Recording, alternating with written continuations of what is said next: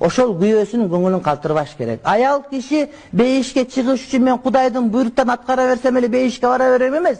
Кудайдын буйруктарынын бардыгы күйөөнүн ыраазылыгын аркылуу кетет, урматтуу бир туугарым.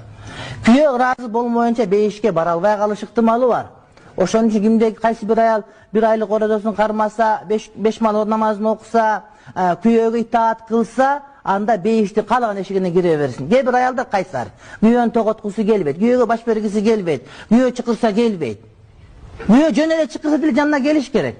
Айтат, эгерде аял киши тандырда нан жаап аткан болсо, чакырса нанын калтырып кетип, нан күйүп кете берсин дейт. Ысырап го. Кээ бир эшик шыпырып аткан болот, күйөө чакырса, эшик шыпырып атып эле деп келбей коюшу мүмкүн да. Эшик эмне, кайра шыпыра бересиң, аны эмне? Тоокко жем берип атат, чакырсакка келбей коет. Тоокко жем берип атып, уй саап аттым элем. Сай берет, нан күйүп кетсе кел деп атат пайгамбар сени. А сен болсо жөндөн келбейсиң. Ошондон ызы чуу башталат. А бешер жөн эле бир неке сурайт, деп кайра кетесиң, ишиң